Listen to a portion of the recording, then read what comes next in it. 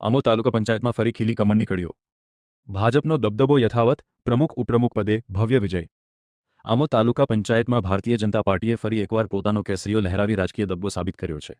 તાલુકા પંચાયતની 16 સીટના વિજેતા સભ્યોની ઉપસ્થિતિમાં આજ રોજ તાલુકા પંચાયત સભાખંડ ખાતે પ્રમુખ અને ઉપપ્રમુખની વરણી પ્રક્રિયા યોજાઈ હતી. આ વરણી પ્રક્રિયા તાલુકા વિકાસ અધિકારી તેમજ જિલ્લા શિક્ષણ અધિકારી સચિન શાહની ઉપસ્થિતિમાં હાથ ઊંચા કરી મતદાન પદ્ધતિ દ્વારા સંપન્ન કરવામાં આવી હતી. પ્રમુખ પદ માટે ભારતીય જનતા પાર્ટીના રાજદીપસિંહ ડાયમાને કુલ 12 મત મળતા તેઓ આમોદ તાલુકા પંચાયતના નવા પ્રમુખ તરીકે વિજેતા જાહેર થયા હતા. જ્યારે ઉપપ્રમુખ પદ માટે ભાજપના વિજયભાઈ સમુખભાઈ પાટણવાડિયાને પણ 12 મત મળતા તેઓ ઉપપ્રમુખ તરીકે વિજેતા જાહેર કરવામાં આવ્યા હતા. જ્યારે કારોબારી ચેરમેન તરીકે કાજલબેન સચિનભાઈ પટેલની નિમણૂક કરવામાં આવી હતી. કોંગ્રેસ પક્ષના ઉમેદવારોને પ્રમુખ અને ઉપપ્રમુખ બંને પદ માટે માત્ર 3 મત મળ્યા હતા. જ્યારે અપક્ષ સભ્યોએ કોઈપણ પક્ષના ઉમેદવારને મતદાન ન કરતા પોતાની તટસ્થ ભૂમિકા જાળવી રાખી હતી. ભાજપના ઉમેદવારોની ભવ્ય જીત જાહેર થતા તાલુકા પંચાયત પરિસરમાં ઉજવણીનો માહોલ સર્જાયો હતો. ઉપસ્થિત કાર્યકરોએ ફટાકડા ફોડી, ડીજેના તાલે ગરબા રમી અને એકબીજાને મીઠાઈ ખવડાવી વિજયોત્સવ મનાવ્યો હતો. સમગ્ર વિસ્તાર ભાજપના જયઘોષથી ગુંજી ઉઠ્યો હતો.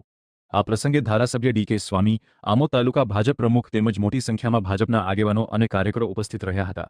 તાલુકા પંચાયત પર ફરી ભાજપનું શાસન સ્થપાતા કાર્યકરોમાં ભારે ઉત્સાહ અને આનંદની લાગણી જોવા મળી હતી. આજરોજ તાલુકા પંચાયતની પ્રમુખની વરણી હતી.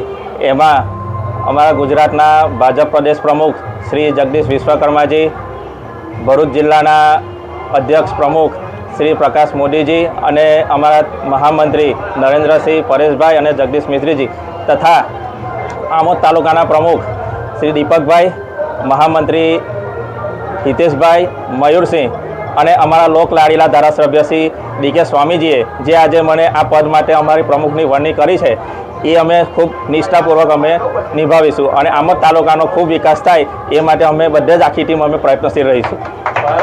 આજરોજ આમોદ તાલુકા પંચાયતના જે ચૂંટાયેલા સભ્યો છે તે પૈકીના પ્રમુખશ્રી અને ઉપપ્રમુખશ્રીની ચૂંટણી જાહેર કરી હતી.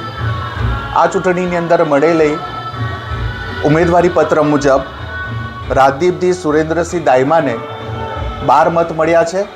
એટલે પ્રમુખ તરીકે તેઓ પસંદ થયેલા છે અને ઉપપ્રમુખ તરીકે વિજયભાઈ સન્મુખભાઈ પાટણવાડિયા તેમને પણ 12 મત મળેલા છે. બંને ભારતીય જનતા પાર્ટીના ઉમેદવાર હોય બંનેને ઉપપ્રમુખ અને પ્રમુખ તરીકેની વરણી કરવામાં આવેલી છે. સાહેબ, કોંગ્રેસમાં કોઈક ઉમેદવારી ખરી?